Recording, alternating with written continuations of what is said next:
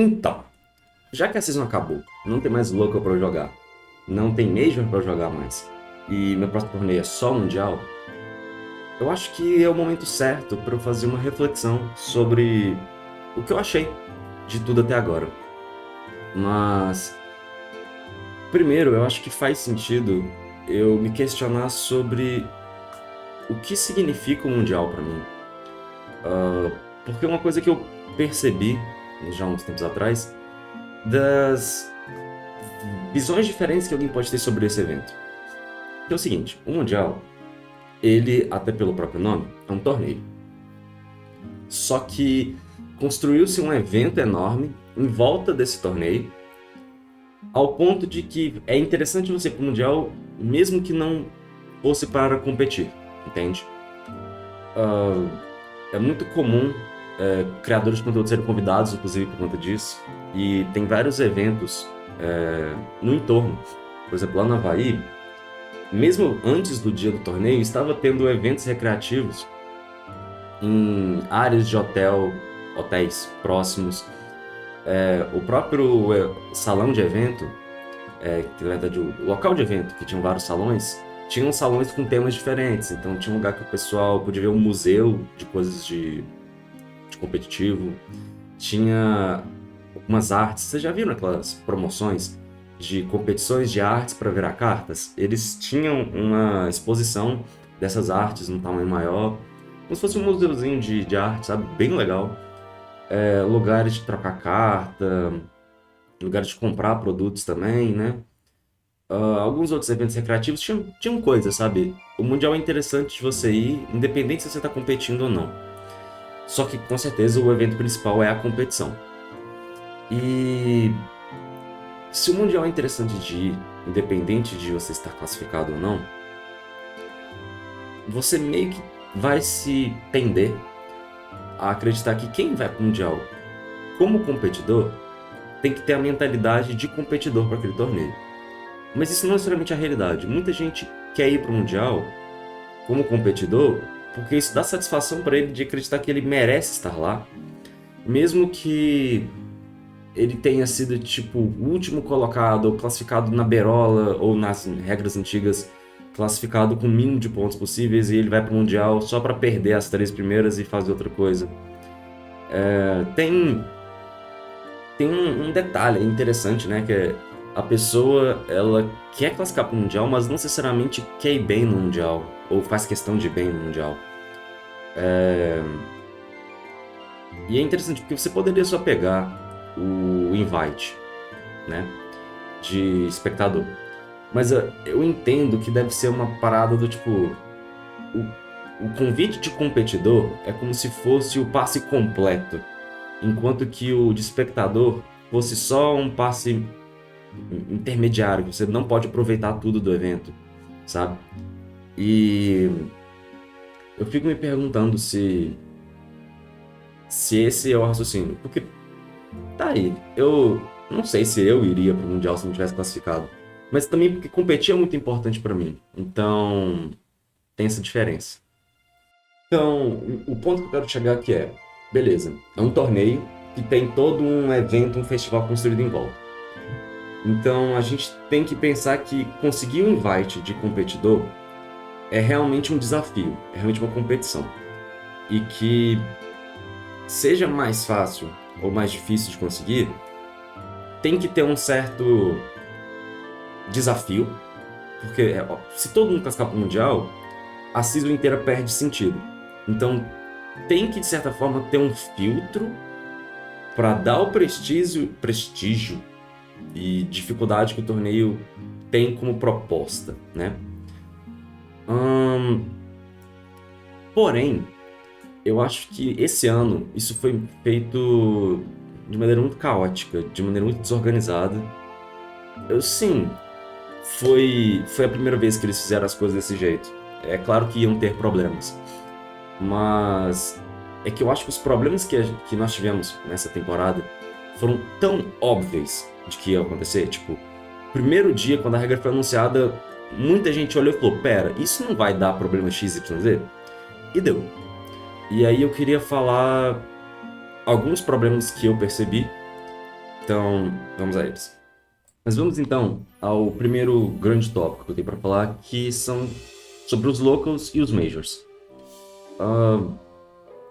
A forma como os locals e majors funcionam já podia ser questionada antes por algum motivo.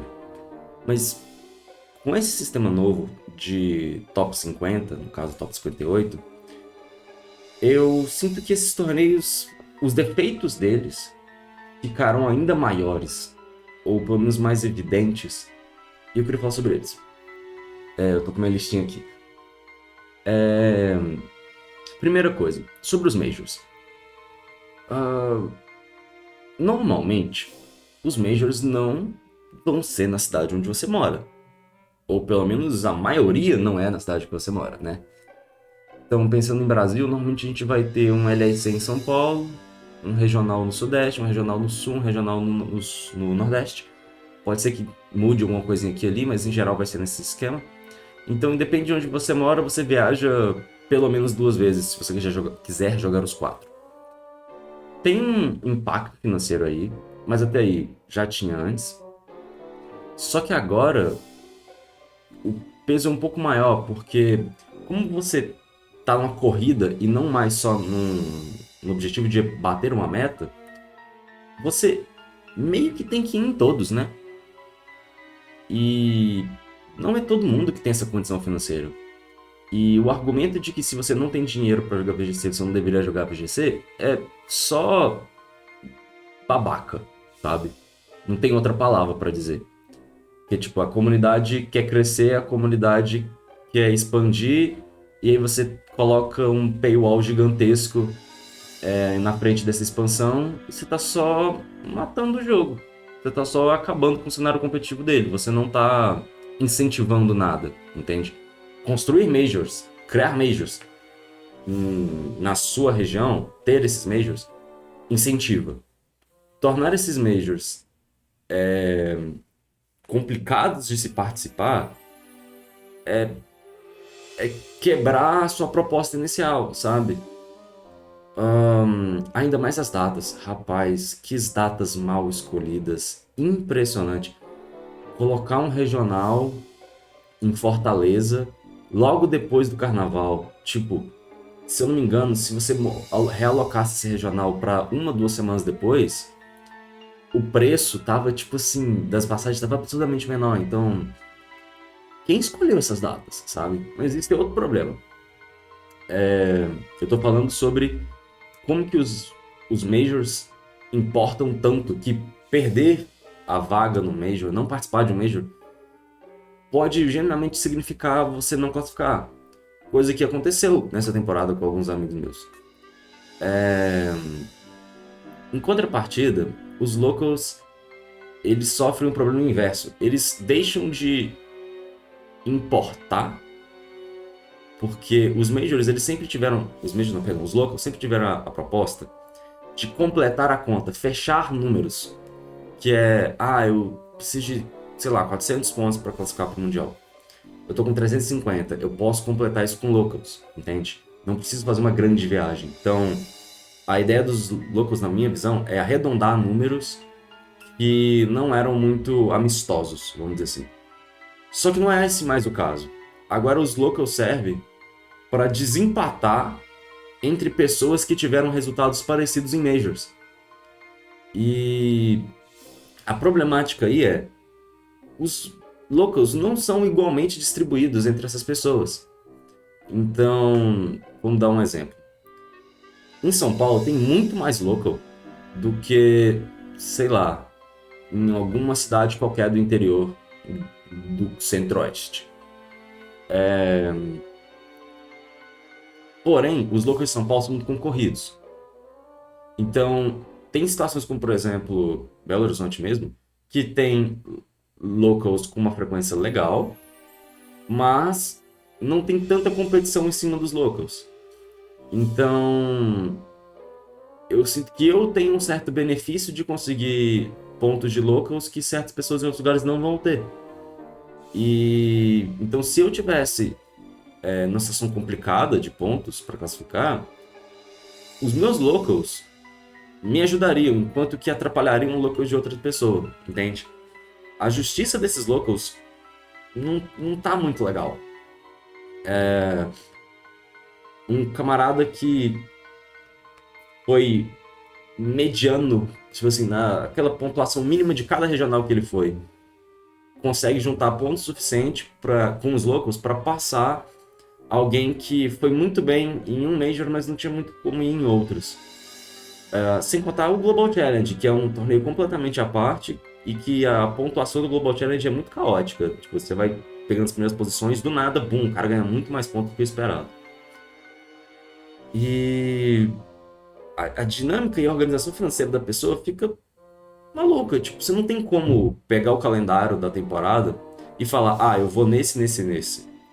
E não vou nesse. Você meio que tem que ir em tudo, se você quiser realmente garantir. Ou você é, tipo, muito cabuloso e sabe, não, se que eu vou bem, entende? Sem contar a organização financeira para o próprio Mundial, que é você quer comprar a passagem quanto antes para ficar mais barato, né? Tipo, passagem normalmente fica mais barato quando você compra antes. Só que, e se você não tiver a certeza de que vai classificar até muito próximo da data do Mundial, sabe? A passagem comprada, sei lá, em maio, abril, vai ser muito mais barata do que a passagem comprada pós-NIC, a não ser que você pegue alguma promoção. Isso é complicado, né? Tipo, é como se a pessoa que organizou esse sistema pensasse, tipo, todo mundo tem dinheiro infinito. É só questão de boa vontade. Não é uma questão de boa vontade, é uma questão de dinheiro muito grande em cima disso aí. E isso aí pra mim já é um grande problema e já é por si só justificativa para esse modelo não ser bom, mas tem mais coisa ainda. Agora eu quero falar sobre coisas que eu acho injustas nesse modelo novo, que eu vou chamar do grande tópico de injustiças. E vamos lá, tem coisa.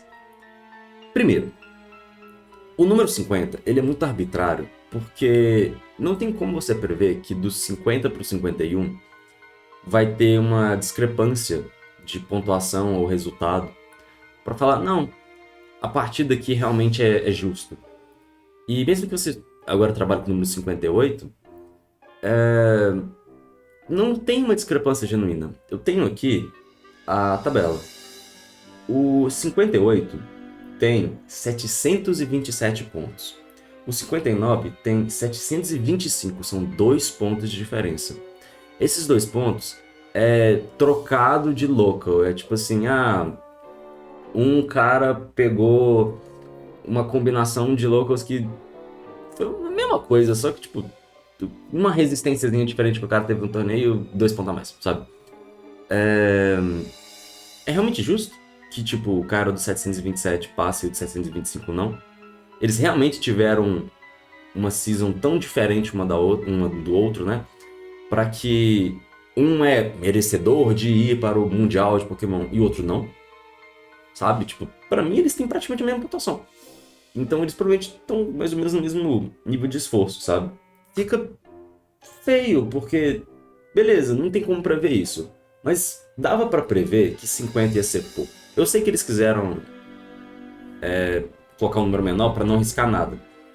Mas é frustrante pensar que são poucas vagas e que a diferença vai ser um trocado de pão de CP. Em especial, pensando que outras pessoas que estão acima dos 58 não vão para o Mundial. Não vão. E aí esse camarada que não vai para o Mundial, ele ocupa uma vaga que vai ser desperdiçada. Então, o camarada do 725, ele com certeza quer ir para o Mundial. Eu não sei quem é ele, mas eu não duvido que ele queria ir para o Mundial. Ele não vai para o Mundial. Porque ele não teve vaga, mas alguém que tem a vaga não vai. Então, isso aí por si só já é uma injustiça muito chata. E não tem nada a respeito disso, até onde eu sei. Tipo, talvez alguém que sabe que não vai pode abandonar a tabela, tipo, pedir pra tirar o nome dele da tabela e aí a posição em tese cai. Mas qual é a repercussão disso para a temporada seguinte, se ele quiser competir de novo? Ou se ele mudar de ideia e decidir mais em cima da hora ir pro Mundial? É complicado. E é uma injustiça que é criada por como o modelo foi criado, o sistema do classificação foi criado. Além disso, esse número 58, ele tem a ver com quantas pessoas ganharam torneios na América Latina, né? Ou foram bem no LEC. Só que isso cria brechas problemáticas, que são 4 casos. Caso número 1, o caso do Riley, que ganhou um regional no México.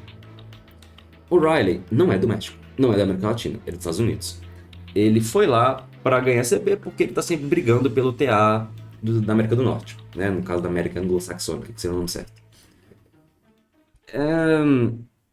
A vaga de um latino-americano, em tese, pensando que o regional é na América Latina, e para alguém que não é da América Latina é justo, esses camaradas já não têm as vagas deles, eles irem para uma região diferente, conseguir a vaga de outra região, não é meio que como se fosse roubar uma vaga nossa para eles?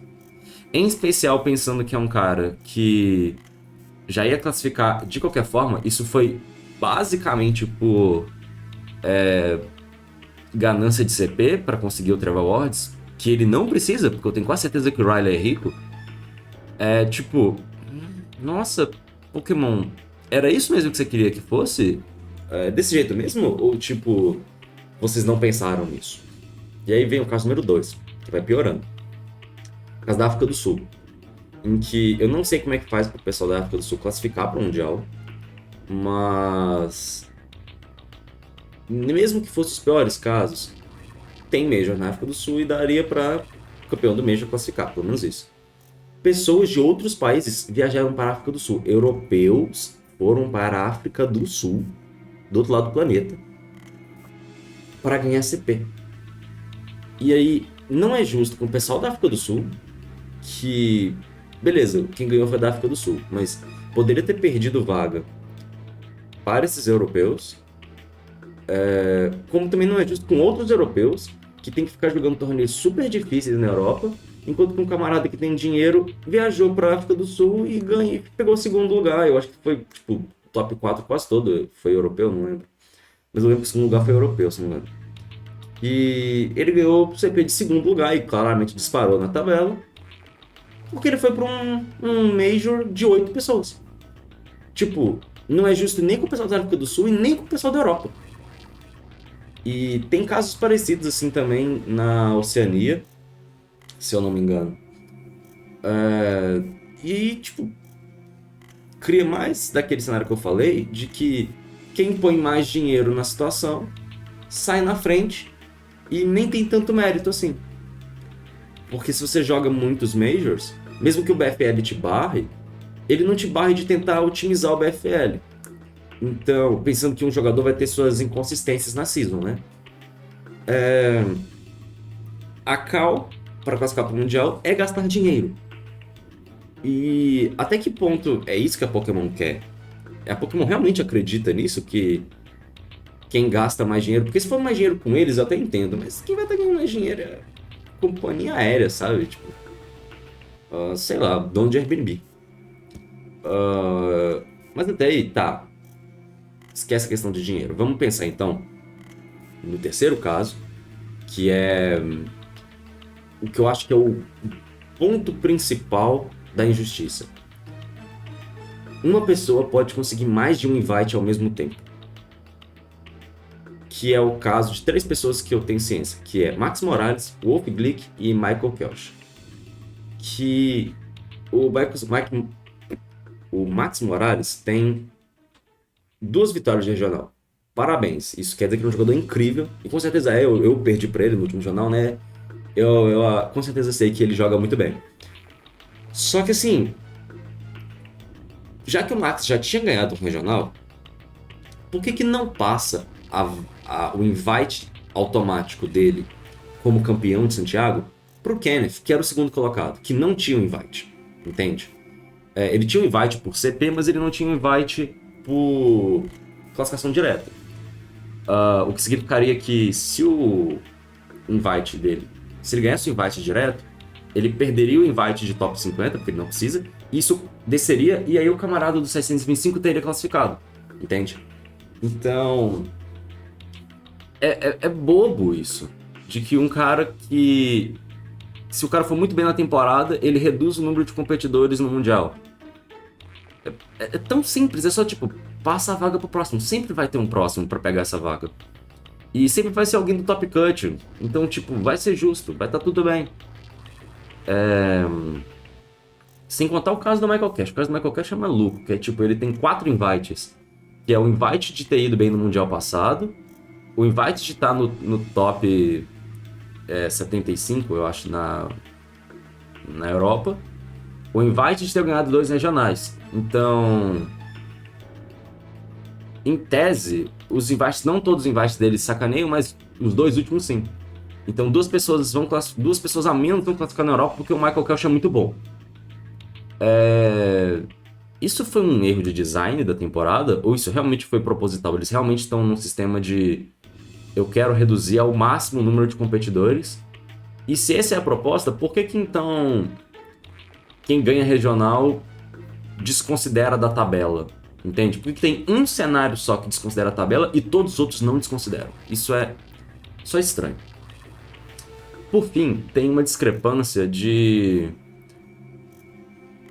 países em que, sei lá, é muito mais difícil dentro desse sistema de classificação para um paraguaio classificar para o Mundial do que um mexicano. O mexicano tem regionais para jogar lá, eu não lembro se são 2 ou 3, mas ele também pode viajar para os Estados Unidos, se ele tiver como, né? E juntar pontos. Em outras palavras, viagens locais tendem a ser mais factíveis. Um paraguaio nem sonha em ter um regional ou um special event no país dele, até onde eu me lembro. E se tiver, vai ser no máximo 1, sabe? É muito mais difícil para essa pessoa classificar gastando o mesmo tanto de dinheiro do que uma pessoa de outro país. Então, países como Argentina, Chile, México, Brasil estão totalmente na vantagem por conta desse sistema. E, sabe? Nesse sentido, os nacionais talvez tivessem um balanço melhor, mas isso é outro assunto. Mas bom, seguindo para o último tópico. Para concluir, eu quero falar do problema final, que é um problema mais invisível, vamos dizer assim, porque ele está dentro das pessoas, que é o impacto psicológico desse sistema novo. O modelo antigo tinha aquela sensação de alcançar uma meta. Não importa como, não importa quanto tempo você leve, você quer alcançar uma meta. Eu classifiquei para o Mundial na temporada passada, um pouco depois do LEC, enquanto que outros amigos meus classificaram no último local que eles jogaram. E a partir do momento que classificou, nós fomos iguais. E então é muito mais uma sensação de tipo, você também conseguiu chegar, do que tipo, você realmente completou o desafio, do que necessariamente nós somos os top não sei o que, nós somos os importantes e vocês que morreram no meio do caminho. Não tinha tanta sensação de morrer na praia, porque você já sabia quanto você tinha conseguir e se sentia, tipo, vou tentar conseguir isso tanto até quanto tempo e tudo mais. Você podia diluir a sua temporada e tornar isso um desafio pra você, ou você já classificava direto e tipo assim, eu tô muito tranquilo com relação a isso, eu tô pensando na temporada de outra forma. Como a temporada agora é uma corrida, ela gera várias experiências negativas para quem tá nessa corrida. Mesmo que para pessoas que estejam muito altos pareça invisível, para quem tá mais embaixo, isso é muito real. Então, por exemplo, coisas que eu citei aqui. Você tem uma situação que se você não for muito bem nos primeiros torneios da temporada, você vai estar em algum ponto, ou em todo ponto, correndo atrás do prejuízo. Em que, vamos supor, top 50, se você está na posição 70, você está atrás, você vai ser cortado. Então você tem que correr mais, você tem que se esforçar mais. Você não pode... Você mesmo que você tenha um psicológico muito forte para falar, tá tudo bem, eu sei que dali para aqui nesses pontos mais para frente eu vou fazer acontecer. Beleza, mas não é bem assim que as pessoas funcionam, né? Você vai ficar preocupado, tipo, pô, eu tô muito próximo de ser cortado, ou pô, eu não tô entre os 50, eu vou ter que fazer um esforço extra, e aí tira muito do ímpeto de alcançar uma meta e fica mais uma ideia de eu não quero afogar, entende? Vai de um sentimento positivo, de ambição, para um sentimento negativo de desespero. Isso vai tirando a graça dos torneios em si. Você vai para os locals não pensando em vou jogar uns locals com o pessoal. Você vai com os locals pensando, eu preciso de tantos pontos para passar fulano de tal, pensando que fulano de tal vai ganhar tantos pontos, não sei o que. Você começa a fazer conta e começa a virar planejamento e não uma competição divertida. E aí os locals, eles não são sobre treinar, não são sobre jogar Pokémon. É sobre qual número vai cair na minha conta da Pokémon no final desse campeonatinho, entende? Isso vai tirando o gosto da pessoa pela temporada. Pessoas podem abandonar a temporada no meio do caminho, ou pessoas podem insistir na temporada, não conseguir mesmo assim. E aí, será que essa pessoa vai querer jogar a temporada seguinte? Tipo, pô, a temporada foi desesperadora, foi sofrida, eu me esforcei bastante, mas não consegui manter a corrida, por qualquer que seja o motivo. Será que eu quero jogar isso de novo? E talvez pra você, que tem mais de 1000 CPs, e tá muito confortável com... não, classificar pro Mundial pra mim foi muito tranquilo, eu tô de boas. Se todo mundo que for mal perder o ânimo com o VGC por conta desse modelo, porque acha que não vai conseguir também no ano seguinte, ou não quer passar por essa experiência no ano seguinte, uma hora o jogo vai acabar, e aí você conseguir ter 1000 CPs não vai significar absolutamente nada, porque o jogo que você joga não vai existir mais no seu país, amigo. Então, a gente precisa sair um pouco do pedestal de achar que se tá bem pra mim, então tá tudo certo. Não tá tudo certo. Porque se a gente não mantém a roda girando, o jogo sendo interessante, pessoas entrando e pessoas ficando, o jogo acaba. Não adianta, não faz diferença nenhuma se no Brasil tiver 10 jogadores muito cabulosos de Pokémon que ganham absolutamente tudo, se no final das contas do 11º pra baixo, ninguém mais tiver interesse em jogar porque esses 10 ganham tudo. Entende? E não é culpa dessas pessoas de que estão desinteressadas no jogo. É como o sistema de classificação funciona. Você não recompensa o jogador que está no meio do caminho. Você trata o jogador que está no meio da jornada dele de crescimento no jogo como se ele fosse um cara que acabou de começar e que não sabe nada. Entende? A ideia de que um camarada com 700 CPs que viaja para torneio, faz top cut, se esforça para um monte de coisa, toma o mesmo... se exploda-se, que o camarada que tem 1 CP, que eu não sei nem como que faz para ter 1 CP, é frustrante. Será que essas centenas de pessoas que estão abaixo do número 58 vão querer jogar a temporada ano que vem? O que isso vai significar na quantidade de pessoas jogando Majors na temporada que vem? O quanto que isso não vai reduzir os torneios ao ponto da Pokémon virar e falar: a América Latina não importa tanto assim, né? Podemos cortar que nem a gente fez com a Oceania. Não sei. Até que ponto a gente vai sobreviver nas costas do TCG? Porque é o que a gente faz hoje em dia, né? Eu acho que as pessoas não estão conversando direito sobre isso. E quem está classificado está muito mais preocupado consigo mesmo do que com o todo. E pior que nem é culpa deles. O sistema faz funcionar assim. O sistema faz você querer se preocupar com você e não com todo mundo. Porque você quer garantir o seu. Então o camarada que tá um pouco atrás de mim, que se exploda. Mas, beleza, você vai classificar para esse Mundial. E vai ter Mundial depois? Tipo, será que o Champions realmente vai solucionar todos os nossos problemas magicamente?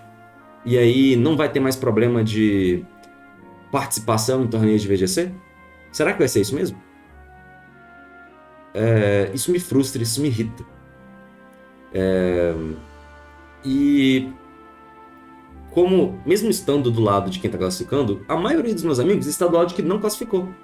E para mim é frustrante pensar isso, porque alguns deles queriam, eles não vão, E a minha experiência mundial vai ser objetivamente pior, porque os meus amigos não vão estar lá.